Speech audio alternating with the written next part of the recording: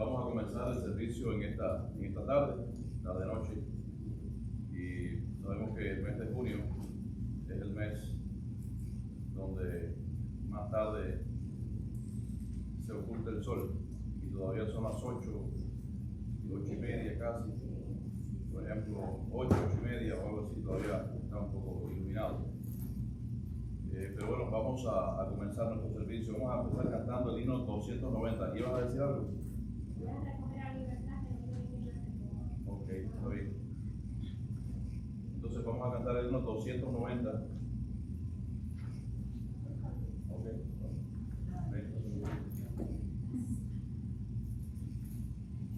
Himno 290.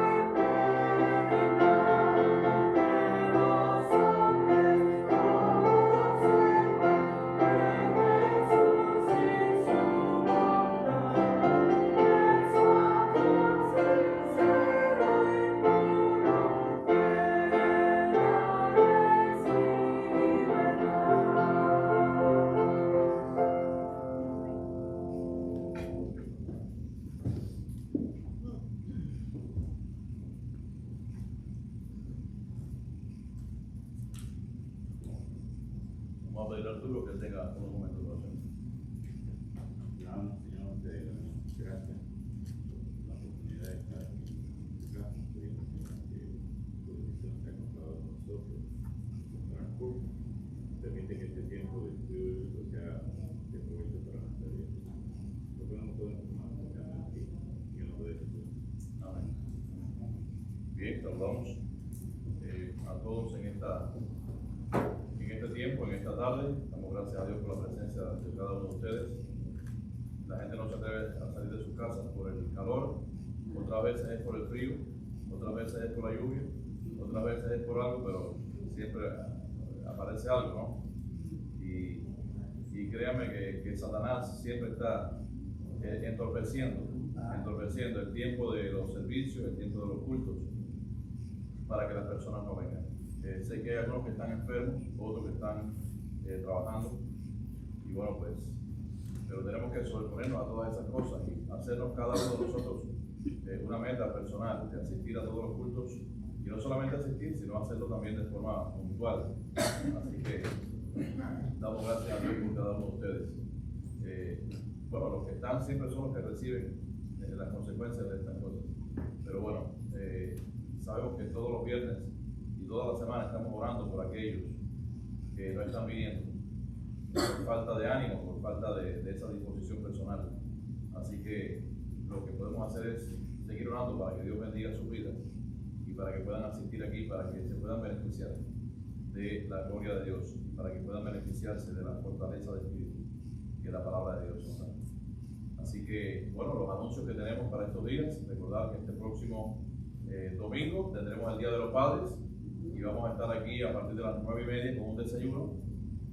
Así que esperamos la asistencia de todos, no solamente la asistencia de los padres, sino por supuesto la asistencia de todos. Vamos a desayunar aquí, los jóvenes ya me prometieron solemnemente que están haciendo un esfuerzo y lo van a hacer para levantarse un poquito más temprano, para prepararse más rápido, para pintarse en el camino. Y bueno, pues para llegar aquí a tiempo a la casa del Señor. Así que bueno, pues damos gracias a Dios por nuestros jóvenes también y oramos por ellos también. Así que bueno, estos son los anuncios que tenemos para estos días. Recordar también que la escuela bíblica de vacaciones está por llegar ya el próximo día 6 de julio hasta el 12 de julio, pues tendremos este tiempo, un tiempo de regocijo para toda la iglesia y bueno, pues estaremos ahí también esperando este tiempo tan anhelado, un tiempo que se llama este año Estación Iluminación, es como se llama, Estación Iluminación, sí, y bueno, tenemos aquí el calendario de oración, vamos a orar por estos 3 siguientes puntos que nos corresponden para hoy, que sería el número 12, el número 13 y el número 14. Así que vamos a pedir en primer lugar a la hermana Álida que esté orando por el 12, que dice: oren para que los niños puedan ver el amor de Jesús a través de los líderes y adultos en la escuela bíblica de verano. Entonces vamos a pedir a la hermana que ore. La repito, para que los niños puedan ver el amor de Jesús a través de los líderes y adultos en la escuela bíblica. Amante Dios y Padre nuestro, te adoramos, te glorificamos, te damos gracias, Padre, porque nos has concedido de estar aquí. En este momento, Señor, queremos poner delante de ti, Señor, a cada uno de los niños que van a participar de esta escuela bíblica de verano. Que tú permitas, Señor, en tu gran bondad y misericordia, que ellos puedan ver en cada uno de los maestros, aún de los adultos, Señor, los demás hermanos, a Cristo. Que ellos puedan ver ese testimonio, Señor, que podemos darles. Que ellos, Señor, se sientan atraídos hacia ti, Padre, por el testimonio de cada uno de sus maestros. Que tú, Señor, unjas a cada maestro, a cada líder, a cada persona que va a participar, Señor, para que ellos puedan reflejar a Cristo, puedan brillar, Señor, con tu luz y alumbrar a cada uno de esos niños, Padre Celestial. Prepara sus corazones de una manera especial, a tanto de los maestros como de los niños, Padre Celestial, para que puedan recibir estas enseñanzas, guardarlas en sus corazones y ponerlas en práctica para su vida futura. En el nombre de Jesús te lo pedimos, Padre, y te damos las gracias. Amén. Vamos a pedirle a una joven, a Yanis, que ella ore por el número 13, que dice: oremos por los estudiantes y adultos que asistirán a la escuela de verano. Pidamos a Dios que abra su corazón para escuchar de una manera fresca y nueva su palabra. Sí. Dice: oremos por los estudiantes y adultos que asistirán a la escuela bíblica. Pidamos a Dios que abra sus corazones para escuchar de una manera fresca y nueva su palabra. Señor, Dios, te damos gracias por este día que nos has regalado. Gracias por traernos aquí todos con bien. Y por favor, te pedimos que estés con los que no pudieron estar esta noche, con los ancianos y los enfermos de nuestra iglesia, Señor. Que tú estés cuidándolos y que puedan estar aquí enseñando a los niños. Esta noche te queremos pedir, Señor, por la escuela bíblica del verano, Señor, por los niños que van a venir, los jóvenes, Señor, todos los niños que están en la escuela y lo que podamos evitar, Señor, y también los adultos, Señor, que puedan oír tu palabra, Señor, abrir sus corazones para ti, Señor, antes que sea muy tarde, Señor, que puedan aceptarte, Señor, y que aunque no sea en tu iglesia, Señor, pero que se puedan congregar, Señor, y encuentren una comunidad, Señor, y que puedan ser salvos, Señor. Te pido también por sus familiares y las familias que están invitando, Señor, que puedan venir, Señor, todos bien, Señor. En tu nombre te pedimos todo esto, Jesús. Amén.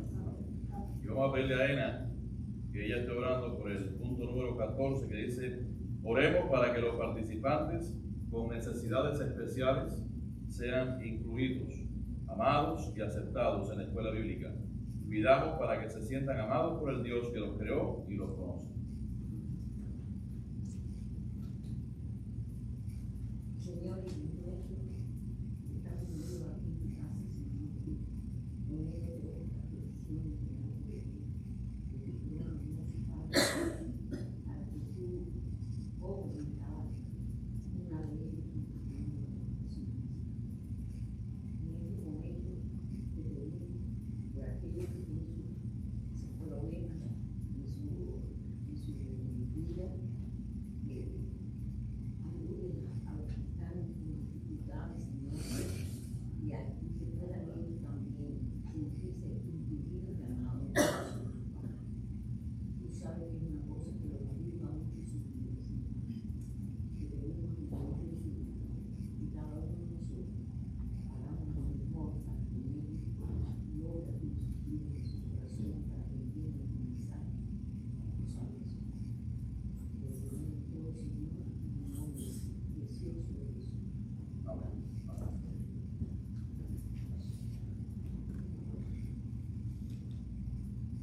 Muy bien, vamos a buscar allí en nuestras Biblias la lectura bíblica correspondiente a hoy, que está en Apocalipsis 15. Y cuando lo tenga, por favor, pónganse en pie. Vamos a leer este capítulo completo. Vamos a leer de forma alternada.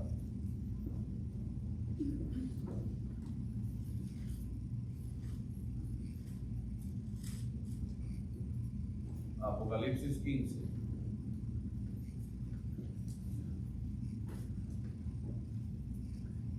Dice: los ángeles con las 7 postreras plagas. Comenzamos.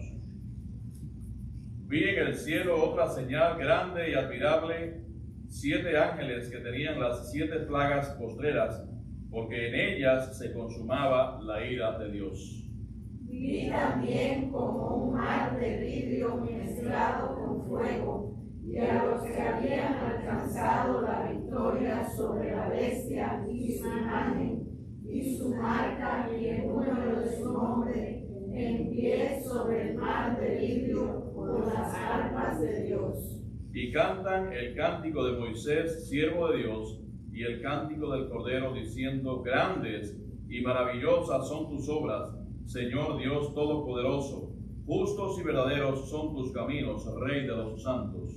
¿Quién no temerá, oh Señor, y glorificará tu nombre? Pues solo tú eres santo, por lo cual todas las naciones vendrán y te adorarán, porque tus juicios se han manifestado.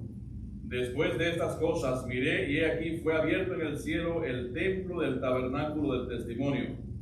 Y del templo salieron los 7 ángeles que tenían las 7 plagas, vestidos de lino limpio y resplandeciente, y ceñidos alrededor del pecho con cintos de oro. Y uno de los 4 seres vivientes dio a los 7 ángeles 7 copas de oro llenas de la ira de Dios, que vive por los siglos de los siglos. Y el templo se llenó de humo por la gloria de Dios y por su poder, y nadie podía entrar en el templo hasta que se hubiesen cumplido las 7 plagas de los 7 ángeles. Que el Señor bendiga esta palabra en nuestras vidas. Vamos a pedirle a Olivia que ella tenga un momento de oración. Gracias, Señor, te damos una vez más por estar en tu casa. Gracias por tu palabra de vida. Te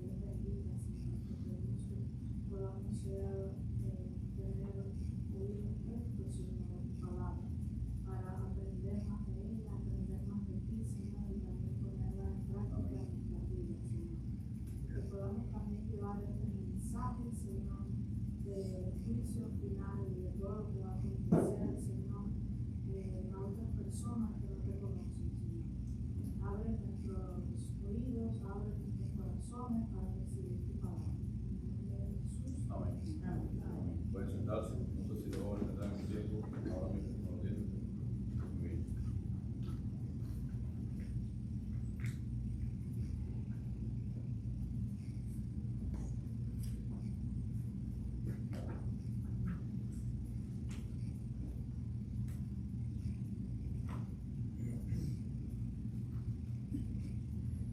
Bueno, pues hoy comenzamos el capítulo 15 Y Apocalipsis. de Apocalipsis. Es un capítulo bastante corto, es un capítulo más bien intermedio. Ya veremos por qué, las razones de los cuales solamente es un capítulo que trae 8 versículos. Y quiero hacer un breve resumen del capítulo 14, del capítulo anterior. Entonces, este capítulo que terminamos nosotros ahora, el pasado miércoles, que fue el capítulo 14, presenta un contraste muy grande entre dos grupos. Los que pertenecen a Cristo en aquellos tiempos, recuerden que estamos hablando en los tiempos de qué? De la gran tribulación, ¿verdad? Estamos hablando en ese tiempo. Entonces, habían dos grupos esenciales: aquellos que pertenecen a Cristo y aquellos que adoran a quién? A la bestia. A la bestia. A la bestia, ¿verdad? Entonces, el capítulo 14, el que terminamos, comienza allí con el Cordero, con Jesucristo de pie sobre el monte de Sión, delante de los 144,000 fieles, los 144,000 redimidos, sellados también, quienes permanecieron fieles al Señor y le adoran también ellos, los 144,000, con un cántico también nuevo. Entonces, luego aparecen 3 ángeles en este capítulo 14 que terminamos. 3 ángeles con mensajes solemnes. Ahora, ¿qué quiere decir esto? El primero hace un llamado a toda la humanidad a temer a Dios y darle gloria. ¿Por qué? Porque la hora de la ira de Dios, la hora del juicio, había llegado. Entonces, el segundo, ¿qué hace? Anuncia la caída de Babilonia. La caída de Babilonia. ¿Y Babilonia es una ciudad? Bueno, fue una ciudad. Pero aquí, ¿qué significa? Significa el sistema, este fallido, es el símbolo del sistema mundial rebelde en contra de Dios. Ya explicamos, hemos explicado ya en los últimos 2 estudios lo que significa esto. Y el tercer ángel, ¿qué advierte? Advierte que aquellas personas que adoran a la bestia, aquellas personas que también tengan y reciban su marca, entonces sufrirán el juicio eterno de Dios. Ahora, después, el Señor declara bienaventurados, esto es casi al final. Bienaventurados ¿a quiénes? A los que mueren en el Señor, porque dice que descansarán allí de sus trabajos y sus obras con ellos continúan, sus obras con ellos siguen. Y el capítulo concluye con 2 escenas, la vimos el pasado miércoles, que en primer lugar habla de la cosecha de la tierra. ¿A qué se refiere la cosecha de la tierra según la interpretación de la mayoría de los estudiosos, de los exégetas, de los teólogos? Bueno, pues básicamente se refiere a la reunión de los justos. Y él también habla de la vendimia. ¿Recuerdan lo que significa la palabra vendimia? No es que se vende nada. La vendimia es la recolección de ¿qué? De las uvas, de las uvas. Entonces, la segunda parte de esta última porción del capítulo 14 habla acerca de lo que es la vendimia, que simboliza el juicio definitivo de los injustos, el juicio definitivo de aquellos que no creyeron en el Señor. Recuerden que esas uvas se echaban en el lagar, y el lagar era pisoteado y corría allí el jugo de uvas, todo esto representando como si fuese la sangre y el juicio que Dios aplicaría hacia ellos. En conjunto, el capítulo 14 de Apocalipsis proclama que Dios recompensará la fidelidad y también Él aplicará la justicia a aquellos que se rebelen contra Él. Ahora, capítulo 15, este capítulo que hemos leído, vamos a hacer un breve resumen antes de comenzar versículo por versículo.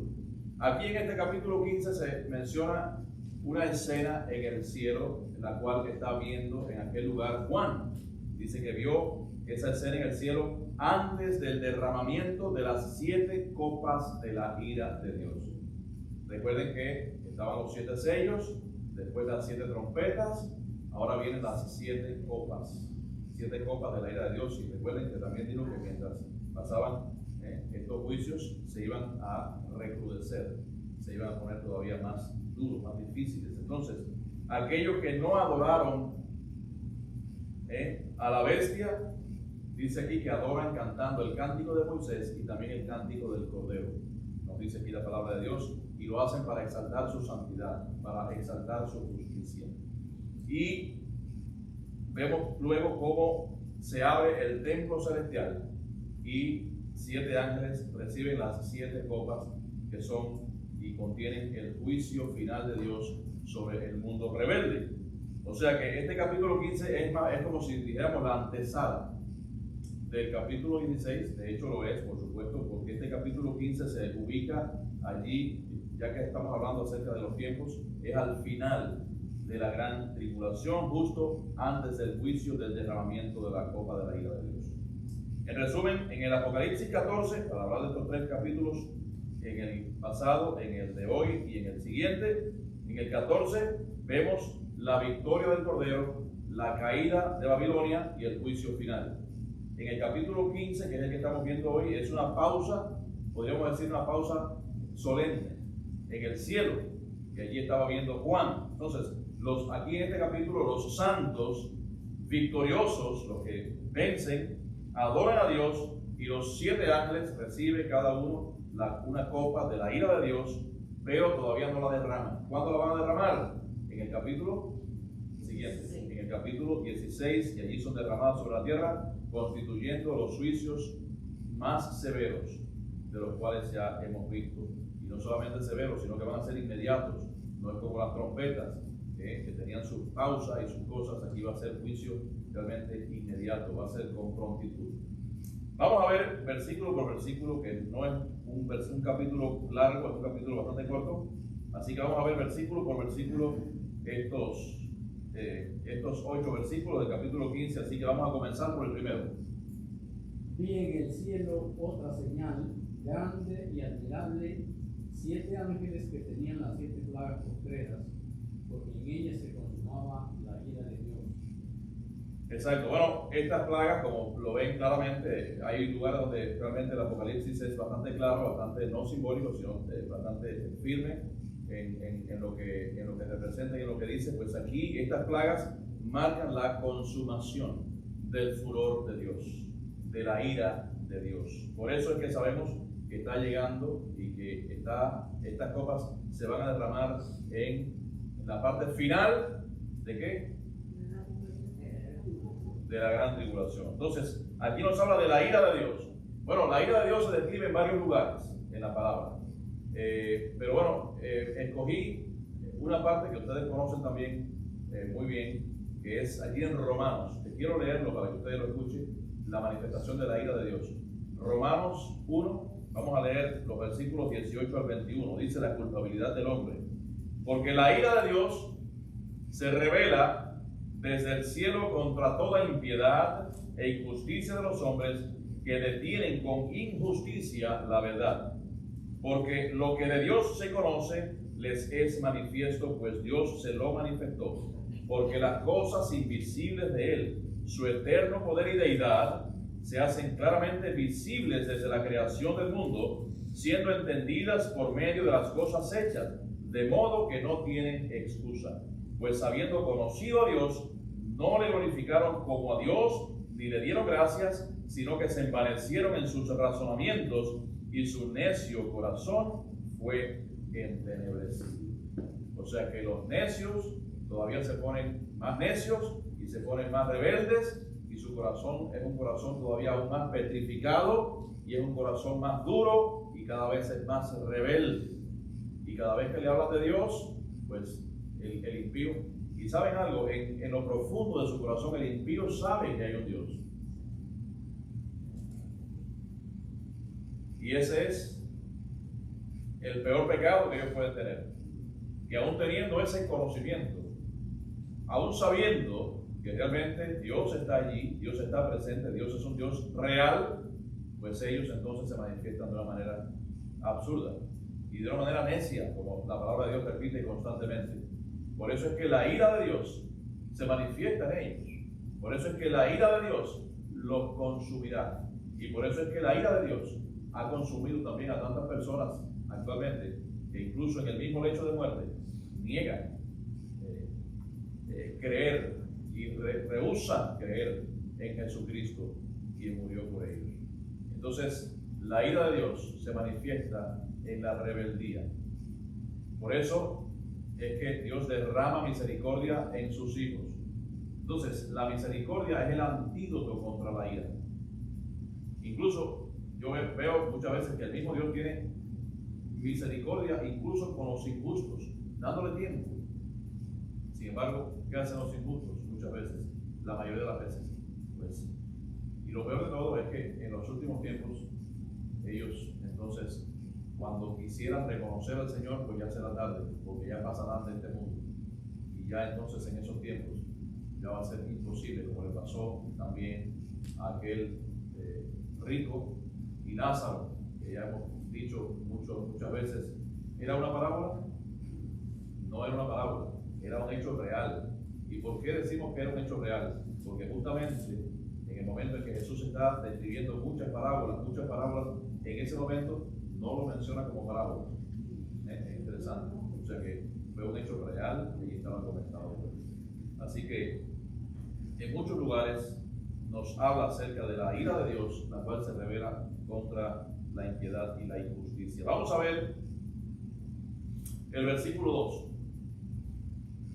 Vi también como un mar de vidrio mezclado con fuego, y a los que habían alcanzado la victoria sobre la bestia y su imagen, y su marca y el número de su nombre, en pie sobre el mar de vidrio, con las arpas de Dios. Bueno, aquí hay varias cosas que tocar. En el cielo va a haber un mar.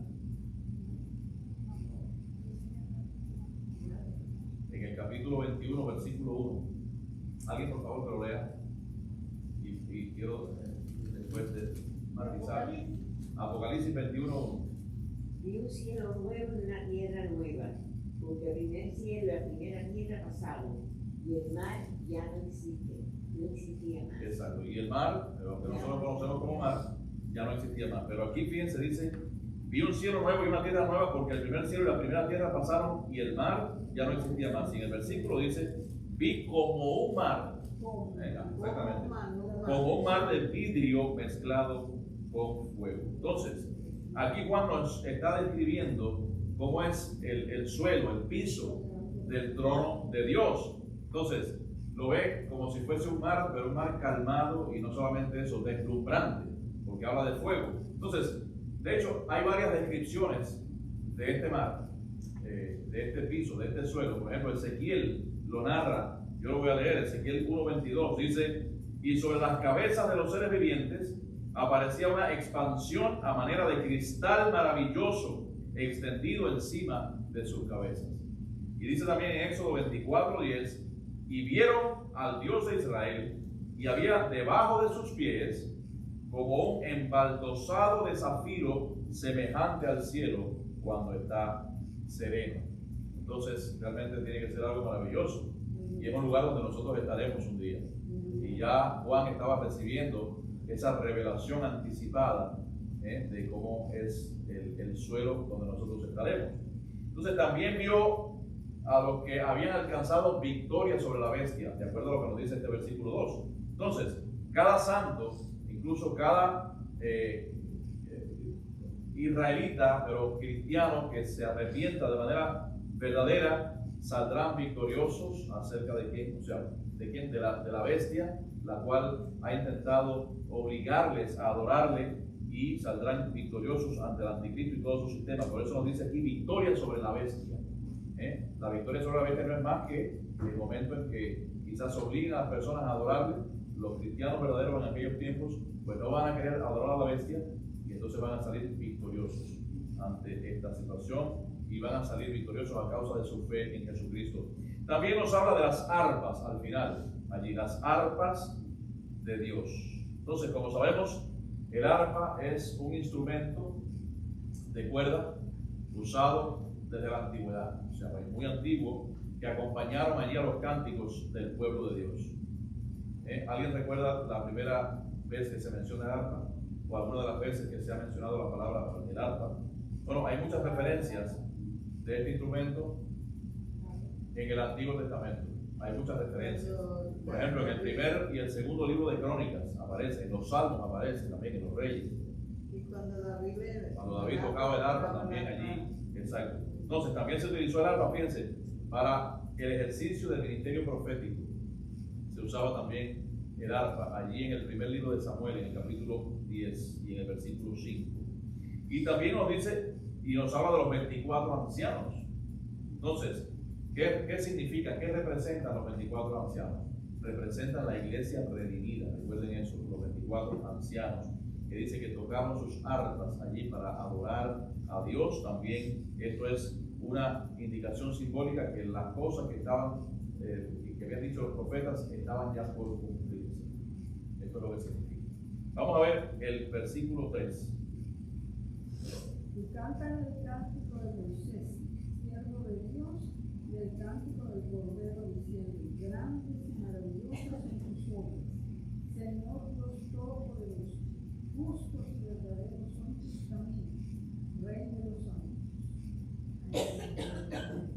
Bueno, el cántico de Moisés. ¿Cuál es el cántico? ¿Cuál es el cántico de Moisés? Bueno, no conocemos directamente cuál era el cántico de Moisés porque en aquellos tiempos no existían grabaciones. Pero fíjense, según Éxodo 15 y Deuteronomio 32, el cántico de Moisés fue entonado en el momento en que pasaron el Mar Rojo. Cuando terminaron de pasar el Mar Rojo, ellos cantaron allí el cántico de Moisés y fueron en el momento en que habían sido liberados de aquellos ejércitos egipcios. Entonces, estos cánticos que mencionan aquí en el versículo 3 son cánticos de ¿qué?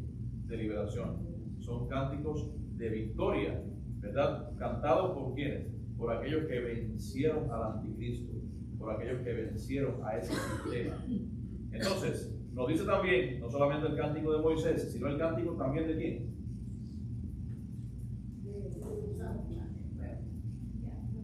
Del Cordero. Del Cordero. Entonces, bueno, el cántico del Cordero ya lo vimos en el capítulo 5, en los versículos del 8 al 14. Allí, en aquel lugar, vimos una manifestación de alabanza, de adoración, sin precedentes hacia nuestra vista, en el cielo, ¿verdad? Por parte de los 4 seres vivientes y de los 24 ancianos también, los cuales dice que cada uno tenía un arpa. Entonces, de aquí resumimos que tanto el cántico de Moisés como el cántico del Cordero son celebrados y celebran los más grandes acontecimientos de la redención del pueblo de Dios y también de la historia relativa hacia su pueblo. Entonces, la historia de redención del pueblo de Dios son entonados en este momento. La más grande manifestación de esa redención son entonados en el cántico de Moisés y en el cántico del Cordero. Entonces, el primer cántico recuerda que, como decíamos, la liberación de ¿quién? En manos de los egipcios. Fueron rescatados por mano de ¿quién? De Moisés. Y el segundo, entonces, representa el perdón de los pecados a través de Jesucristo. El cántico al Cordero. Entonces, hay una expresión que es: grandes y maravillosas son tus obras. Entonces, ¿qué exalta aquí? Bueno, aquí exalta las obras portentosas de la gloria de nuestro Dios. No quiero detenerme porque vamos a tardarnos mucho y vamos a desviarnos un poco del tema. No tanto, pero sí no quisiera desviarme. Hablando acerca de la grandeza de Dios. De la grandeza de Dios que no tiene límites en este universo. De hecho, el hombre con toda su ciencia y su sabiduría dice, bueno, ya alcanzamos. Bueno, desde hace muchos años, desde que empezaron los telescopios, ya ellos han estado diciendo, alcanzamos el final de la galaxia, de las galaxias y del universo. Pero cada vez que existe un telescopio más potente y esos satélites también que van a miles de kilómetros por hora en el universo, detectan entonces cada vez que está más lejos. Entonces ellos justifican esta situación diciendo que el universo está en expansión. Y como está en expansión, entonces ya ellos categóricamente, aunque digan que el universo es hasta aquí, entonces hay que darle la credibilidad. ¿Por qué? Porque si dentro de 10 años dicen, no, ahora es hasta allí, Bueno, nosotros dijimos antes que estaba en expansión. Y así entonces se limpian un poco y se justifican. Entonces, nosotros entendemos que Dios es infinito, que Dios es tan grande que se mueve en los tiempos y que no tiene nada que ver, absolutamente nada que ver, con los tiempos que nosotros vivimos, con los tiempos que han sucedido. Nosotros aquí dice que la vida es como un soplo, ¿verdad? ¿Qué es un soplo? Soplar una velita, eso ya es la vida aquí en la tierra. Sin embargo, todavía no conocemos nosotros exactamente lo que es la eternidad, porque nuestras vidas tienen vidas todavía, tenemos vidas terrenales limitadas y no conocemos la grandeza y la maravilla de nuestro Dios. Sobre todo, lo más grande que hizo Dios no fue el universo. Lo más grande que hizo Dios no fueron las galaxias. Lo más grande que hizo Dios fue enviar a su Hijo Jesucristo a este mundo. Mandar a su propio Hijo, Jesucristo, el mismo Dios, para salvar y para librar a esta tierra de la destrucción, de la maldad, para librarnos del infierno eterno. Entonces, grandes y maravillosas son tus obras. Dice aquí, Señor Dios Todopoderoso, sigue exaltando aquí la maravilla de Dios y sus cualidades. Justos y verdaderos son tus caminos, Rey de los santos. Bueno, ¿cuántas cosas no menciona solamente en este pedacito? Tus obras son grandes, son maravillosas, tú eres todopoderoso, tú eres justo, tus caminos son justos, son verdaderos, tú eres Rey. Tremendo, ¿verdad? Esta es la manera en que Dios debe ser reconocido por nosotros. Y no es que Dios necesite reconocimiento. Dios no necesita nuestro reconocimiento. No porque Él lo necesite, sino porque nosotros tenemos y debemos que reconocer su grandeza. O sea, es diferente el contexto. Entonces, Dios no necesita reconocimiento, pero sí nosotros debemos reconocer su grandeza y sus portentos y sus maravillas. Vamos a ver el capítulo 14 porque aquí sigue. El 4, perdón. Que me da, oh Señor, y será tu nombre, pues solo tú eres santo, por lo cual todas las naciones vendrán y te adorarán, porque sus juicios se han manifestado. ¿Quién no te temerá? Bueno, actualmente las personas piensan que no temen a nadie. Hay personas que dicen, yo no le tengo miedo a nada, yo no le temo a nadie. Yo soy una gente que yo no le tengo miedo a nada. Y de momento le salta una rana en el pecho, ¿y qué pasa? ¿No? O se toca con una culebra o algo. Pero bueno, desde el punto de vista humano dicen que no, que son muy valientes y que no le temen absolutamente a nada. Pero sí van a temer porque dice que delante del Señor Jesucristo se doblará toda rodilla de los que están allí en Filipenses, nos dice en el cielo, la tierra y debajo de la tierra, y toda lengua confesará que Jesucristo es el Señor, para la gloria de Dios Padre. Entonces, los juicios de Dios son santos, los juicios de Dios son perfectos. Y de la misma manera que los juicios de Dios tienen estas características, también el carácter de Dios es de la misma manera. Entonces, una vez concluidos estos juicios que estamos mencionando aquí, ahora en este capítulo, Dios establecerá un reino milenial, que lo sabemos nosotros, que ya lo hemos anunciado varias veces, que ya estaremos hablando acerca del reino milenial, y lo establecerá también para que cada persona le adore como debe adorar. Allí, como decíamos y mencionamos en Filipenses 2, del 9 al 11, menciona, no vamos a leerlo, pero menciona que delante de él se doblará toda rodilla y le adorará. Vamos a ver el versículo 5. Después de estas cosas miré, y aquí fue abierto en el cielo el templo del tabernáculo del testimonio. Bueno, aquí, ¿a qué se refiere? Al lugar donde estaba el arca del pacto, en el lugar santísimo, pero en el templo terrenal, en el templo donde mora Dios. Aquí lo dice claramente. He aquí fue abierto en el cielo. Entonces no es el templo terrenal, sino el templo celestial. Allí en Apocalipsis 11, 19 y en Números 10, 11 también lo dice. Vamos a ver el versículo 6. Y del templo salieron los 7 ángeles que tenían las 7 plagas, vestidos de lino limpio y resplandeciente y ceñidos alrededor del pecho con cintos de oro. Bien, ¿qué pasa con los ángeles aquí? Bueno, pues salen a anunciar los juicios de Dios. Salen a anunciar, ¿verdad? Los cuales serán, como decíamos anteriormente, los juicios más severos, y estos lo veremos descritos, o sea, la descripción completa lo veremos ya en el capítulo 16.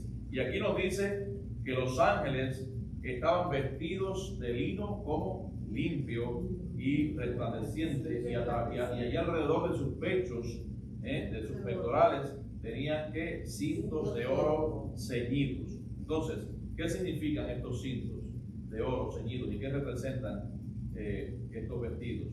Representan la realeza, representan las riquezas, representan también la gloria de Dios en el cielo. Vamos a ver, Libertad, léeme el número 7. Y uno de los 4 seres vivientes dio a los 7 ángeles 7 copas de oro llenas de la ira de Dios, que vive por los siglos de los siglos. Entonces, recordemos que ya hemos hablado acerca de los 4 seres vivientes. De hecho, también en el mismo capítulo 4 se habló un poco más extenso acerca de los seres vivientes. Recuerden que ellos tenían semejanzas a las criaturas hechas en la tierra. El primero era semejante a ¿qué? A un león. El segundo era semejante a ¿qué? A un becerro. El tercero tenía rostro como de ¿qué? Como de hombre. Y el tercero era como una ¿qué? Águila volando. Tenía esas cuatro características. Entonces el león que representa la fortaleza y representa el poder. El becerro, ¿qué significa? El servicio humilde hacia Dios. El rostro como de persona, como de humano, ¿qué representa? Que eran personas, que eran realmente, muestra que eran seres racionales. Y el águila, ¿qué representa? Bueno, que eran rápidos, pero también podría significar que eran querubines que estaban al servicio, que son los que están al servicio de Dios, los cuales actúan con mucha rapidez. Entonces, eso es lo referente a los seres vivientes. Aquí también nos habla de las 7 copas de oro. Ahora quiero detenerme aquí un momentico. Cuando usted le dicen una copa, ¿en qué usted piensa? Una copa de Una copa. Todo el mundo sabe lo que es una copa. Pero aquí eso no es lo que usted piensa.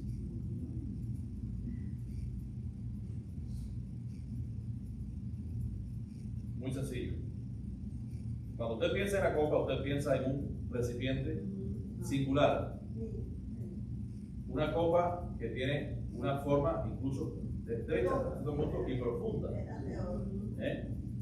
Pero fíjense, la descripción que hace Juan y la palabra que utiliza para la palabra copa en el griego es la palabra fiale. Ahora, en el Antiguo Testamento se usaba esta palabra también, fiale, para describir las copas que estaban allí en el santuario, en el tabernáculo. Entonces, pero fíjense, ¿qué era un fiale? Era un recipiente bien conocido allí en el mundo griego y también era utilizado incluso en el culto del templo. Pero fíjense, era un recipiente ancho y con poca profundidad. También era un recipiente que algunos tenían, o sea, sin asas, y si tenía algún asa, era una asa pequeña. Pero fíjense qué interesante. ¿Por qué fue diseñado de esta manera? Para poder derramar con rapidez lo que estaba, el contenido que estaba en aquel lugar. De hecho, en el Antiguo Testamento habla acerca de las libaciones. Ya hemos hablado acerca de lo que significan las libaciones. Así que bueno, ya estaremos hablando después también un poco más detenidamente acerca de esto. Pero se hacían libaciones en el Antiguo Testamento con estas copas, que no era la copa normal que nosotros pensamos, sino eran más bien como unos platos redondos y un poco profundos. Entonces podemos ver que estas copas eran de esta manera porque era para derramar muy rápidamente el contenido que había en ella. Y aquí en el Apocalipsis nos habla que se iba a derramar de forma muy rápida la ira de Dios, de forma completa y sin misericordia sobre los infieles. No iba a tener la misma cadencia o el mismo tiempo que el derramamiento de las trompetas, o sea, que las trompetas, que los sellos, sino que las copas de la ira de Dios iban a ser todavía mucho más rápido. En conclusión, los juicios de las 7 copas no serán graduales como las trompetas, sino que serán rápidos, serán completos y al mismo tiempo también serán irresistibles. Y por último vamos a ver el versículo 8. Y el templo se llenó de humo por la gloria de Dios y por su poder. Y nadie podía entrar en el templo hasta hasta que se hubiesen cumplido las 7 plagas de los 7 años. Exacto. Bueno, pues en el Antiguo Testamento se menciona algunas veces el tema del humo. Bueno, recuerden allí en Isaías 6 donde dice, y toda la casa se llenó de humo. ¿Pero cuál fue el humo del fogón? No. Cuando también allí Moisés en el Sinaí dice que había un humo muy intenso, y también cuando nos habla acerca del tabernáculo, también aparte de aquí, cuando Moisés tampoco pudo entrar, ¿qué significaba el humo? La misma presencia de Dios. Por eso dice también este texto que no se podía entrar. ¿Por qué? Porque el humo es la misma presencia de Dios. Entonces, aquí esto puede significar que ninguna intervención sacerdotal podría aplacar la ira de Dios que estaba por venir. Por eso nos dice este texto, y el templo se llenó de humo por la gloria de Dios y por su poder, y nadie podía entrar en el templo hasta que se hubiesen cumplido las 7 plagas de los 7 ángeles. Es como si estuviese clausurado el acceso a Dios. Ya nadie podía pedir a Dios detén. No se podía pedir a Dios que detuviese la ira. Ya las oraciones no iban a ser escuchadas. Ya las intercesiones no van a ser oídas por Dios en este caso. ¿Por qué? Porque ha llegado la hora de su juicio. Y como Dios lo que promete, lo cumple, y Dios es fiel, pues lo va a hacer. Así que hasta aquí, hermanos, el estudio de esta noche. Así que el próximo miércoles, el capítulo 16. El próximo miércoles, vayan leyendo, como dice la hermana Elvia, el capítulo 16, que en este capítulo recuerden que ahí vamos a explicar la ira, las copas, exactamente, el derramamiento de cada una de estas copas. Así es que se titula este capítulo, Las copas de la ira. Tiene 21 versículos, y bueno, pues ya veremos qué va a suceder aquí. ¿Alguien tiene alguna pregunta que hacer o algo que decir?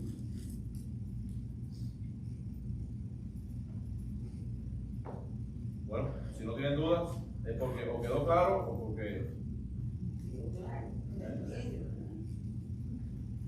Muy bien, vamos a recoger nuestras ofrendas. Vamos a pedirle a Arturo y a Manuel que nos ayuden, por favor.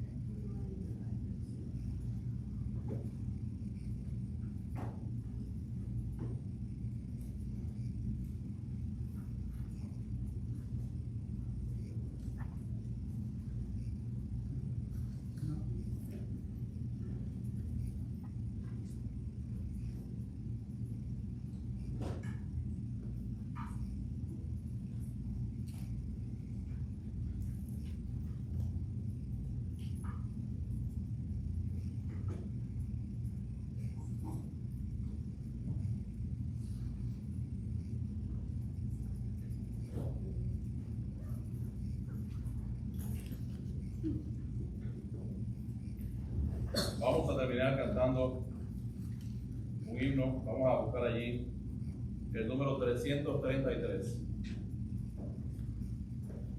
Cristo fiel te quiero ser. Abrí la Biblia y me salió el himno. Entonces, estamos ahí.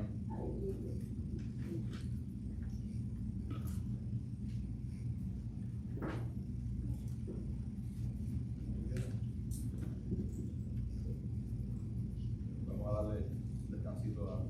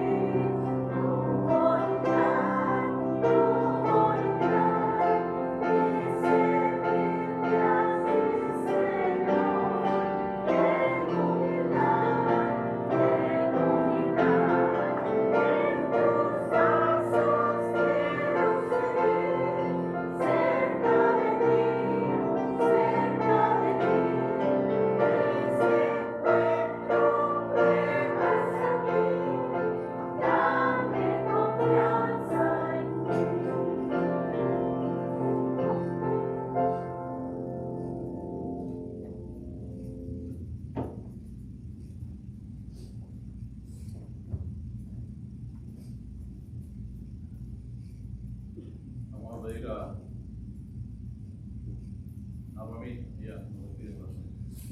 Muchas gracias te damos por este día, Señor. Gracias por escuchar la palabra. Gracias, Señor, porque Dios te paga nuestras vidas para un encuentro contigo, Señor. Te pedimos, Dios mío, que llegue hasta cada una de nuestras vidas y se quede aplicando, Señor, que la que llegue a cada paso de nuestras vidas para andar sabiamente en esta vida, Señor. Hoy, Dios mío, que un día vamos a tener que dar cuenta delante de ti, Señor, de todo lo que hacemos y lo que hagamos, Señor. Que los vamos en Jesús, que tú nos bendigas en lo que resta de la noche, que nos des un sueño reparador, Señor, y que podamos bendecir tu nombre siempre, porque todo tú lo mereces. Jesús, ora. Amén. Dios les bendiga, hermanos.